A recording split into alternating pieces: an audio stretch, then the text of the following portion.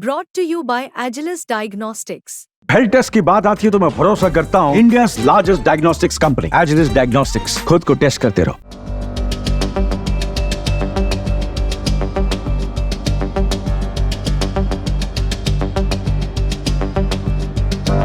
बांग्लादेश में शेख हसीना की सरकार गिरने के बाद से वहां मौजूद हिंदू समाज कट्टरपंथियों के निशाने पर आ गया है।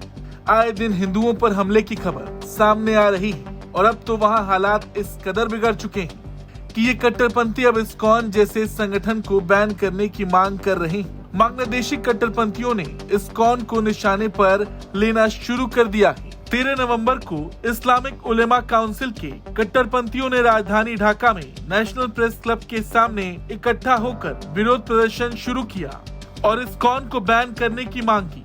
भड़काऊ भाषण देते हुए भीड़ ने कहा कि इस्कॉन कोई धार्मिक संगठन नहीं है बल्कि अंतर्राष्ट्रीय स्तर पर अव्यवस्था फैलाने वाला ग्रुप है।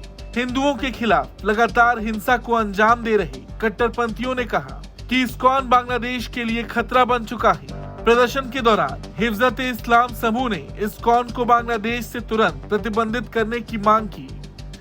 ऐसा ही एक प्रदर्शन 8 नवंबर को चटगांव में अंदर किला जामे मस्जिद के सामने हुआ था। जिस तरह की मांग बांग्लादेशी कट्टरपंथी कर रहे हैं उससे ये बात समझ आती है कि बांग्लादेश में हिंदुओं की क्या हालत है। आज शेख हसीना की सरकार को गिरे 3 महीने हो गए, मगर छात्र आंदोलन के नाम पर शुरू हुआ ये प्रदर्शन उस वक्त से ही सिर्फ और सिर्फ हिंदुओं और अल्पसंख्यकों को निशाना बना रहा है। और तो और अंतरिम सरकार इस मामले में कट्टरपंथियों को रोकने की भी कोशिश नहीं कर रही और इस्कॉन को बैन करने की मांग जो अब उठी है वो इसी नाकामयाबी का ही नतीजा है। कुछ दिन पहले ही बांग्लादेश हिफाजत-ए-इस्लाम संगठन ने इस्कॉन पर प्रतिबंध लगाने की मांग की थी। कट्टरपंथियों ने इस्कॉन से जुड़े लोगों को जान से मारने की धमकी भी दी थी। बता दें कि बांग्लादेश में भड़काऊ सोशल मीडिया पोस्ट और हिंदू अल्पसंख्यकों पर अत्याचार के खिलाफ भारत एक्शन की मांग कर चुका है।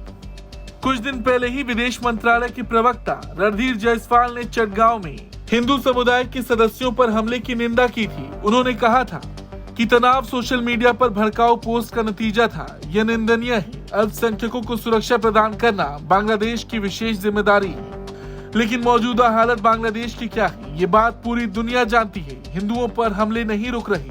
ऐसे में अगर ये हमले और बढ़ते हैं तो इसका जिम्मेदार और कोई नहीं बल्कि अंतरिम सरकार ही होगी। ब्यूरो रिपोर्ट, भारत तक।